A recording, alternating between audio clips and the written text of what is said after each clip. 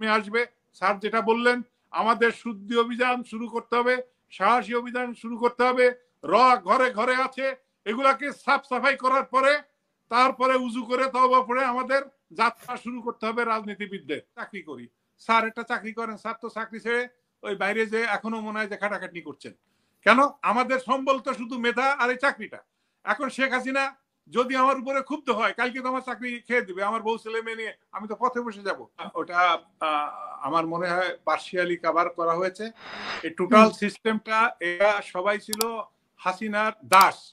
সে নির্বাচন কমিশন বলুন, প্রশাসন বলুন, তার মন্ত্রী পরিষদ বলুন, তার দলীয় কর্মী নেতা বলুন, সব বিভিন্ন বাহিনী কিছু পাওয়ার জন্য তারা রাজনীতি করতো না, দেশের কল্যাণে কোনো কাজ করে নাই, দেশের সেবা জনগণের সেবা করে নাই।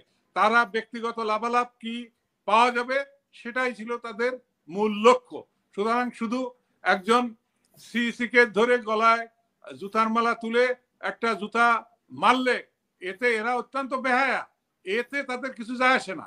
তবে আমি এটা প্রতিবাদ করি, আমি ঘৃণা করি, এ ধরনের কর্ম করা উচিত না।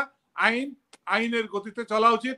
যদি কারোর বিরুদ্ধে কোনো অভিযোগ থাকে আইন প্রয়োগকারী সংস্থাকে জানাতে হবে, তারা তাদেরকে গ্রেফতার করবে, বিচারে সম্মুখীন করবে, বিচার হবে আদালতে, সেখানে যদি সে দায়ী হয় তার সাজা হোক। কিন্তু এইভাবে একজন মানুষকে মব সৃষ্টি করে বাড়ি যেয়ে ধরে অপদস্থ করা, এটা কোনোভাবেই সভ্য সমাজের কালচার হতে পারে না।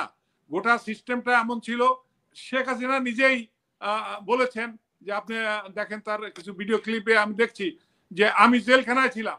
অর্থাৎ ওই গোয়েন্দাদের সম্পর্কে ব্রিগেডিয়ার রকনুদ্দিন স্যার বললেন, উনি এই গোয়েন্দা সামরিক গোয়েন্দা পরিদপ্তরের উনি পরিচালক ছিলেন একসময়, উনি জানেন এগুলা, আমাদের অনেকে চাইতে বেশি জানবেন।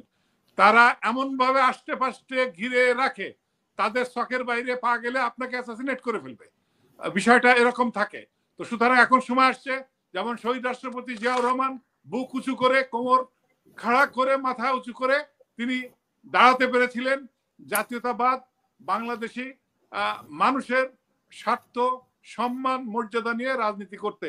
কোনোভাবেই এই দেশে ভারতের আধিপত্যবাদ কেউ মেনে নিবে না।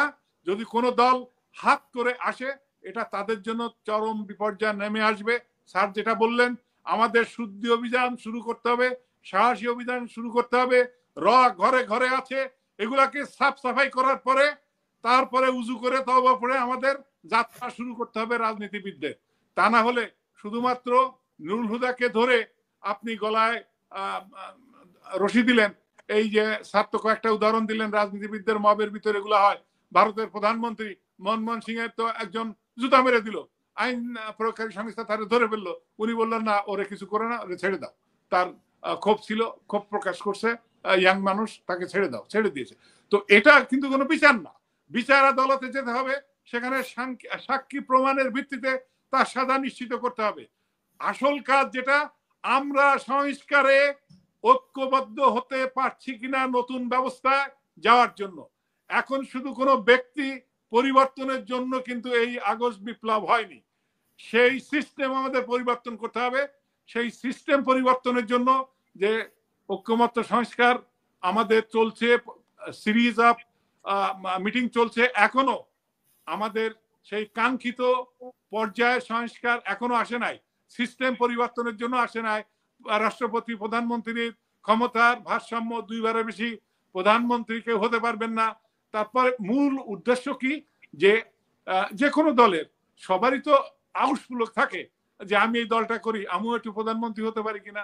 জনগণও দেখুক যে আমি না পারলে রকনুদ্দিন স্যার ভালো পারলে তারও দিয়ে দেখুক, কিন্তু আমি না পারলে আমার ছেলে, আমার ছেলে না পারলে আমার মেয়ে, আমার মেয়ে না পারলে আমার নাতি নাতনি। এই সিস্টেম থেকে আমাদের বেরিয়ে আসতে হবে। সেই জায়গাটায় আমাদের এখন মনোনিবেশ দিতে হবে। এই মব জাস্টিসের দিকে, এই ছোটখাটো জিনিসে আমাদের এখন মনোনিবেশ না করে আমাদের সংস্কার শুদ্ধিভাবে করতে হবে। ব্যালেন্স অফ পাওয়ার বিটুইন আপনার জুডিশিয়াল, এক্সিকিউটিভ অ্যান্ড আমাদের প্রাইম মিনিস্টার অ্যান্ড প্রেসিডেন্ট, এই মৌলিক বিষয়গুলো যদি আমরা হাত দিতে পারি।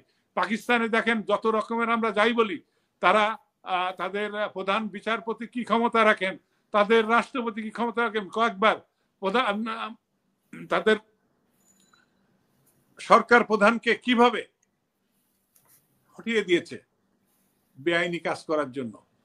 আমাদের এখানে কি হয়েছে যে আমি তো একটা সাপুষা চাকরি করি, স্যার একটা চাকরি করেন, স্যার তো চাকরি ছেড়ে ওই বাইরে যে এখনো মনে হয় যে খাটাখাটনি করছেন কেন? আমাদের সম্বল তো শুধু মেধা আর এই চাকরিটা। এখন শেখ হাসিনা যদি আমার উপরে ক্ষুব্ধ হয়, কালকে তো আমার চাকরি খেয়ে দিবে, আমার বউ ছেলে মেয়ে নিয়ে আমি তো পথে বসে যাব। আমার আর কোনো মূলধন নাই, তো কোনো ব্যাংকের মালিক, কোনো শিল্পপতি সন্তান, অনেক ধনী সন্তান তো আমাদের মতো ওই চাকরিতে আসে না। প্রশাসন বলুন, সামরিক বাহিনী বলুন, পুলিশ বাহিনী বলুন, যারা যেখানে চাকরি করে সব হচ্ছে মিডল ক্লাস, নো মিডল ক্লাসের সন্তানরা আমরা আসি। তা আমরা তো ওই চাকরিটার ভয়ে থাকি, এটা আমাদের সবার উপলব্ধি করতে হবে। এইভাবে অন্যায় কাজ চাপিয়ে দিবে যেন প্রতিবাদ করার মতো তার একটা প্রোটেকশনের জায়গা থাকে, আইনি প্রোটেকশন থাকে, ব্যালেন্স অফ পাওয়ার থাকে, যাতে সরকার প্রধান যদি অনৈতিক অন্যায় কোনো কাজ বলে, স্যার আমাদের যে গুড অর্ডার ব্যাড অর্ডার যেটা পড়াতেন আমরা পড়ছি, জানি যে কোন আদেশটা আমার সিনিয়রের আমি মান্য করতে পারি, কোনটা আমি নো বলতে পারি। তো সেই জায়গাটায় এখানে নো বলার পরে টিকে থাকার মতো পরিস্থিতি নাই। আমি একটা উদাহরণ দিই, দেখেন আমাদের বিএনপির এখন ভারপ্রাপ্ত চেয়ারপারসন তারেক রহমানের নামে যে মামলাটা হয়েছিল, সেটা এই যে জাস্টিস মোতাহার হোসেন তিনি লিখে দিয়েছেন যে তার বিরুদ্ধে কোনো রকমের কোনো এভিডেন্স নাই, অপরাধের সাথে তিনি জড়িত না, দুর্নীতির সাথে জড়িত না।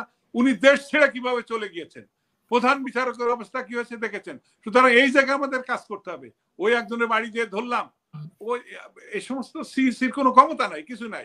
এরা তো সব সময় হাসিনার কদম বুঝি দিনে রাতে যেখানে সময় পেয়েছে দৌড়ায় যে পা ধরছে। আমার জেনারেল একজন, সে তো বলগঞ্জে যায় শেখ হাসিনার পা ধরতে যে শাড়ির তলে সে পা খুঁজে পাচ্ছিল না যে পা কোথা, তারে এখন ওই কদম মুসি জেনারেল বলে।